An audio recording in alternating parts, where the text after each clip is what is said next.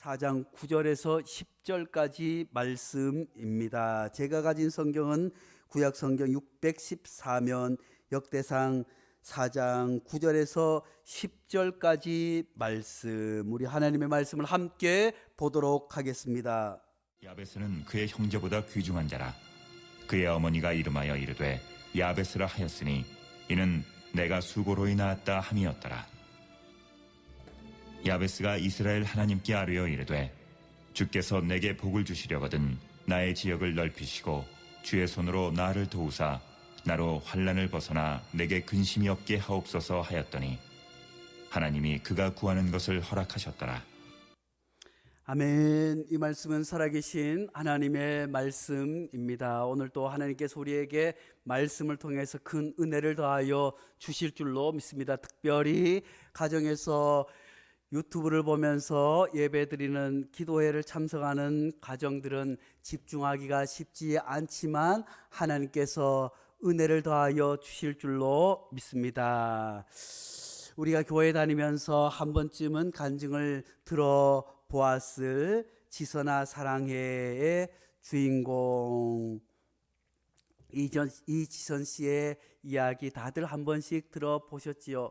2000년 7월에 음주 교통사고를 당해서 차가 다 불타는 바람에 그 예쁘던 얼굴이 또 그렇게 공부를 잘하고 귀한 딸이 그만 얼굴에 전신의 화상을 입고 40번 넘는 수술 끝에 회복되었지만 그의 외모와 그의 몸은 예전처럼 회복되지 않았습니다.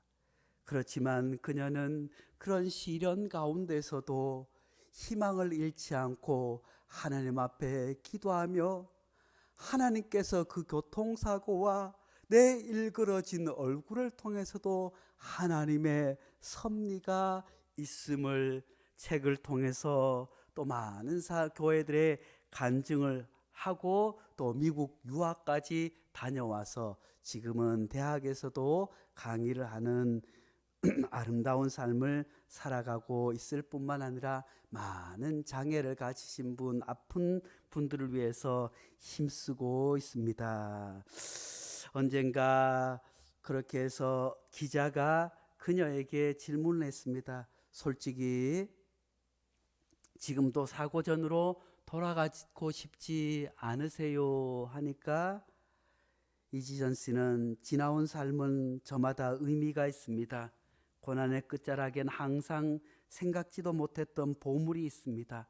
행복하기를 원하는 사람은 그 보물을 찾아내야 합니다. 라고 당당하게 이야기를 하고 지난 시간들에 매이지 아니하고 새로운 시간을 향해서 새로운 삶을 향해서 비록 예전 같은 얼굴은 아니지만 예전 같은 몸은 아니지만 주님 안에서 새로운 삶을 살아가기로 다짐했을 뿐만 아니라 그녀는 그렇게 기도를 통해서 모든 시련을 이겼습니다. 그녀는 또 그 가운데서 하나님을 노래하면서 하나님께서 주시는 새 힘을 공급받아서 많은 사람에게 새 희망과 용기를 주는 그런 아름다운 삶을 살 수 있게 되었습니다. 오늘 제목은 야베스의 기도입니다. 야베스의 기도는 너무나도 유명한 책을 통해서 많은 사람들이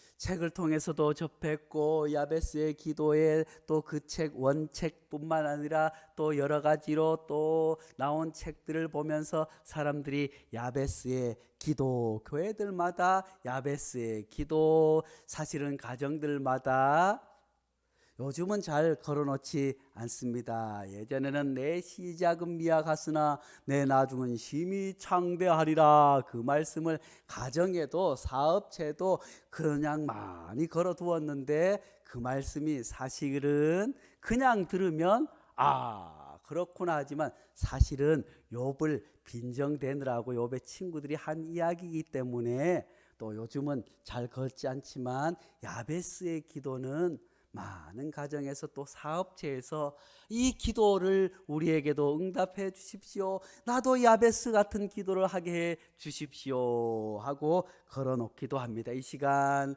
하나님께서 오늘 본문 말씀을 통해서 오늘 우리에게도 야베스에게 응답해 주신 그 기도의 응답이 이지선 씨에게 해 주신 그 기도의 응답이 우리에게도 있기를 간절히 축원합니다. 사실 어제는 장애인의 날이었습니다. 예전에는 선천적인 장애가 많이 있었지만 요즘은 후천적인 장애가 얼마나 많은지 알 수 없습니다. 그럼에도 불구하고 그 장애 때문에 고난당하고 어려움을 당하고 삶을 포기하는 사람이 있는가 하면 그런 후천적인 장애 가운데서도 그 장애를 극복하고 믿음으로 살아가며 다른 사람에게 용기를 주는 삶을 살아가는 사람들이 얼마나 많은지 알 수 없습니다. 사실 오늘 역대 상의 말씀은 열왕기와 역대기 비슷한 이야기입니다. 이스라엘 백성들이 포로로 끌려갔다가 다시 포로에서 해방되어서 다시 돌아와서 성전 건축을 하게 되었습니다. 그렇지만 그 성전은 과거의 성전을 보았던 그들 이야기 들었던 그분들이 생각할 때는 다시 돌아와서 짓는 성전은 너무나도 초라했어요. 그래서 과거를 기억하는 사람들은 그 초라한 성전을 보면서 열왕기상은 하나님께서 우리를 왜 멸망시키셨는지, 왜 우리가 멸망당할 수밖에 없었는지에 대해서 반성하며 열왕기를 썼다고 한다면 역대기는 하나님께서 그렇다면 우리 하나님께서 이제 우리가 어떻게 살아갈 것인가를 원하고 요구하시는 하나님의 음성에 대해서 백성들에게 전한 내용입니다. 그런데 우리가 가만히 보면 역대상에서도 계속해서 족보 이야기가 계속해서 나옵니다. 아브라함에서부터 결국은 다윗에 이르기까지의 족보 이야기가 많은 인물들이 등장하는데 그 가운데 두 절 야베스에 관한 이야기가 있습니다. 여기 이외에는 야베스에 대해서 잘 기록해 주지 않고 있지만 여기 두 절을 통해서 우리가 하나님께서 이제 이스라엘 백성들이 죄로 말미암아 나라도 빼앗기고 성정도 다 무너지게 되어서 그렇다면 다시 돌아왔을 때 과거의 죄 때문에 우리가 망했다고 한다면 그럼 앞으로 우리가 어떻게 살아가야 할지 역대기를 통해서 하나님의 음성을 들었다고 한다면 오늘 우리는 코로나로 인해서 얼마나 어려움을 당하는지 알 수 없습니다. 이 코로나에서 대해서도 어떤 목사님은 또 세상 사람들이 타락해서 그렇다, 어떤 목사님은 뭐 때문에 그렇다고 하지만 아무튼 하나님께서 이 코로나를 통해서 우리의 믿음을 다시 한번 점검하고 하나님 앞에 회개해야 할 것이 무엇인지, 그리스도인으로서 교회가 온 세상의 빛과 소금의 역할을 감당하지 못한 것을 다시 점검하게 하신 줄로 믿습니다. 비록 이 코로나가 너무나도 큰 아픔과 절망을 우리에게 가져왔지만 언젠가는 하나님께서 반드시 극복하게 하여 주실 줄로 믿습니다. 언젠가는 다시 성전에 모여서 다 예배를 드리게 할 그날이 오게 될 줄로 믿습니다. 그렇다면 우리가 그날이 왔을 때, 그렇다면 우리가 이 코로나 이후에 그리스도인의 삶은, 교회의 삶은 어떻게 살아가야 하는지 오늘 본문 말씀을 통해서 하나님의 음성을 들을 수 있기를 간절히 축복합니다.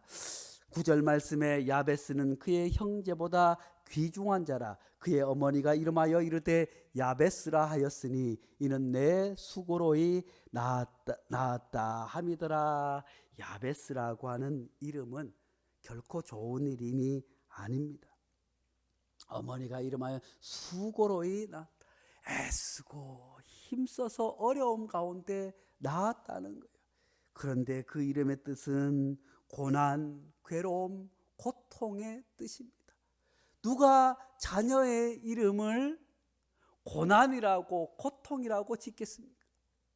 웃음이라고 짓고 행복이라고 짓고 그 이름에는 그 자녀의 미래와 하나님의 깊은 뜻을 담아서 이름을 지으려고 하는데, 이 어머니는 수고로 인하였다고 하며 이름을 야베스, 고난, 고통, 아픔이라고. 그래서 많은 성서학자들은 야베스가 태어날 때 어머니가 난산하지 않았을까? 아니면 야베스가 선천적인 장애를 가지고 있어서 정상적인 삶을 살 수 없으니 그 아들을 보며 어머니가 야베스라고 고난이라고 아픔이라고 이름을 짓지 않았을까? 하지만 오늘 9절 말씀에 보니까 야베스는 그럼에도 불구하고 그 형제보다 귀중한 자라라고 말씀해 주고 있습니다.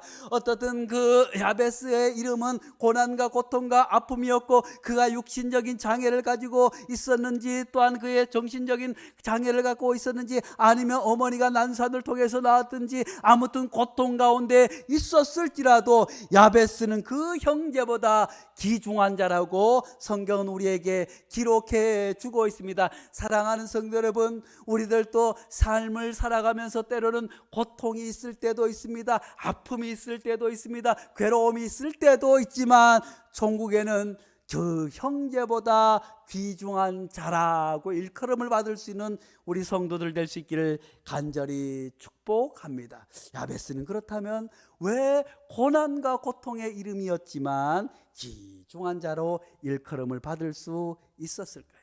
야베스는 기도하는 인물이었습니다. 10절 상반절 말씀에 야베스가 이스라엘 하나님께 아뢰어 이르되 주께서 내게 복을 주시려거든 나의 지경을 넓히고. 야베스는 고난 가운데 있었습니다. 아픔 가운데 있었지만 그는 하나님 앞에 기도하고 아뢰는 삶을 살게 된 줄로 믿습니다. 사랑하는 성도 여러분, 이지선 씨도 큰 고통과 아픔 가운데서 얼굴이 다 뭉그러지고, 남자라면 좀 견딜 수 있겠지만 여성의 몸이 아니겠어요? 대학생의 몸이 아니겠어요? 가장 아름답게 살아가야 할 그 대학생의 모든 얼굴도 잃어버렸지만, 고통 가운데 있었지만 아픔 가운데 있었지만 그녀는 하나님 앞에 기도한 줄로 믿습니다. 야베스도 하나님 앞에 기도한 줄로 믿습니다. 사랑하는 성도 여러분, 우리가 인생을 살아가다 보면 어려움을 당하게 되는 줄로 압니다. 고통이 있을 때도 있을지라도 우리가 하나님 앞에 기도할 수 있기를 간절히 축복합니다. 야베스는 하나님 앞에 기도하되 먼저 나의 지경을 넓혀달라고 하나님 앞에 간절히 기도했습니다. 사랑하는 성도 여러분, 만일 내가 눈이 보이지 않는다고 한다면 내 삶의 폭이 얼마나 좁아지겠어요? 만약 내가 걷지 못한다고 한다면 내 갈 수 있는 폭이 얼마나 적어지겠어요?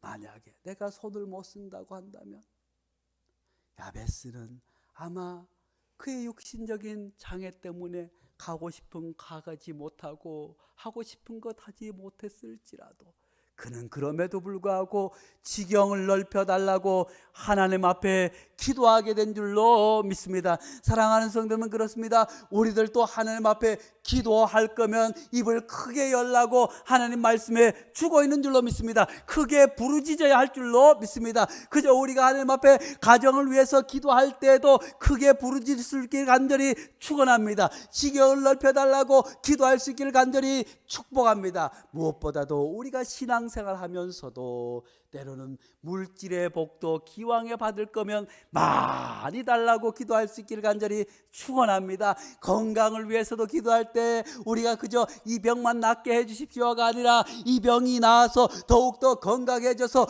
주의 일을 더 힘있게 할 수 있게 해달라고 하나님 앞에 기도할 수 있기를 간절히 축원합니다. 무엇보다도 내 믿음의 지경이 넓어지게, 무엇보다도 또 우리 교회의 지경이 넓어지게 해달라고 하나님 앞에 간절히 기도할 수 있기를 간절히 축복합니다.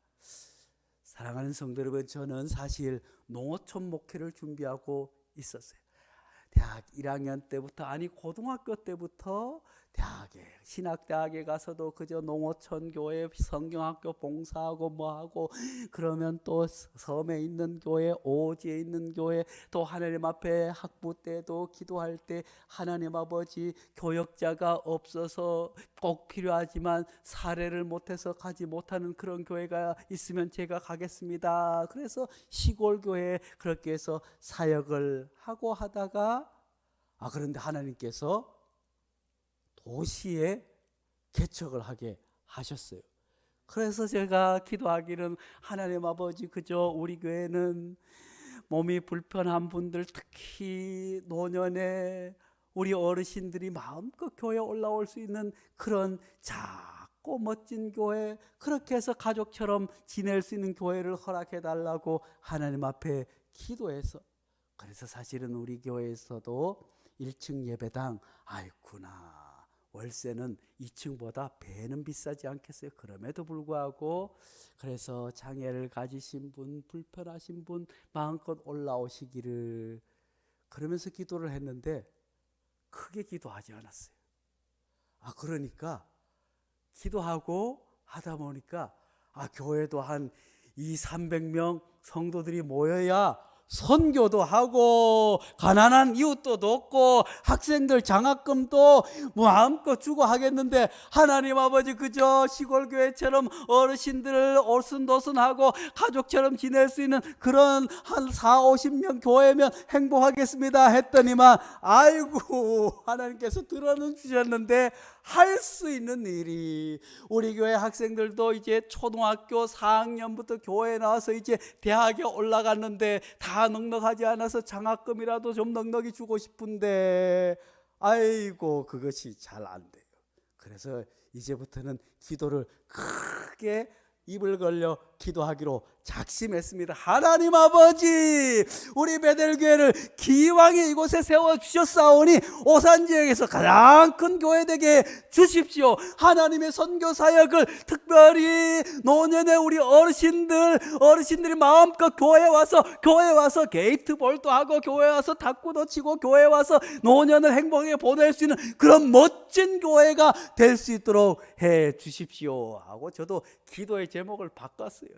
사랑하는 성도 여러분, 우리 성도님들도 기왕에 기도하는 것 지경을 넓혀달라고 입을 크게 벌려서 기도할 수 있기를 간절히 축복합니다. 자녀를 위해서도 기도할 때도, 하나님 기왕에 사업을 하는 자녀가 있으면 사업의 복을 부어주십시오. 하나님 학생을 가르치는 교편을 잡고 있는 선생님이 계시면 하나님 아버지 우리 자녀를 통해서 믿음의 많은 자녀들이 늘어나게 도와주십시오 하고 입을 크게 벌리고 지경을 넓게 해달라고 기도할 수 있기를 간절히 축원합니다. 야베스는 그렇게 하나님 앞에 간절히 기도하게 된 줄로 믿습니다. 또 야베스는 계속해서 10절 중반절에 이렇게 말씀하고 계십니다. 환난을 벗어나 내 근심이 없게 하옵소서라고 하나님 앞에 간절히 기도합니다.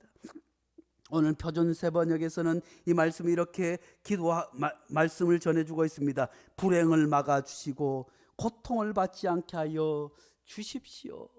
사랑하는 성도 여러분, 우리가 인생을 살아가면서 때로는 하나님께서 주시는 시험 때문에 고난을 당할 수도 있습니다. 그렇지 않고 아니면 내가 실수해서, 그렇지 않더라도 인생을 살아가다 보면 얼마나 많은 풍랑과 아픔이 있는지 알 수 없습니다. 그렇지만 하나님 앞에 환난을 벗어나게 해달라고, 내 근심이 없게 해달라고 기도할 수 있기를 간절히 축복합니다. 환난이 찾아오는 것은 어쩔 수 없어요. 지금도 우리 교회 성도님들 기도하면서 담임 목회를 해보니 사실은 가장 큰 기도의 제목이 교회 부흥인 줄 알았습니다. 뭐 아니면 대단한 선교 사업을 하고, 또 뭐 복지 사업을 하고, 저 전도를 하고, 이런 것이 가장 큰 제목인 줄 알았더니 10년 담임 목회를 하면서 가장 큰 제목은 그저 교인들이 안 아픈 것, 그저 아파서 병원에 안 가는 것, 성도들이 아프지 않는 것이 가장 큰 기도의 제목입니다.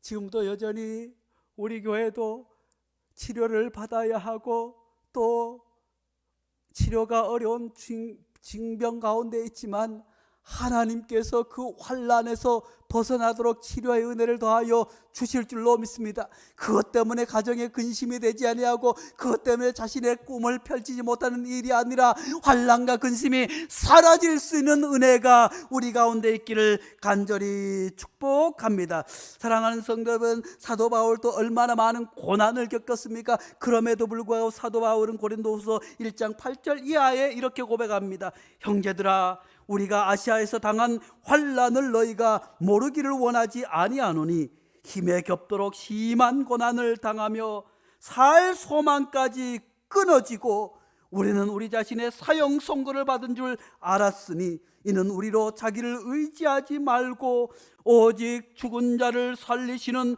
하나님만 의지하게 하려 함이라. 사랑하는 성도 여러분, 우리가 심한 고난 가운데 있습니까? 아픔 가운데 있습니까?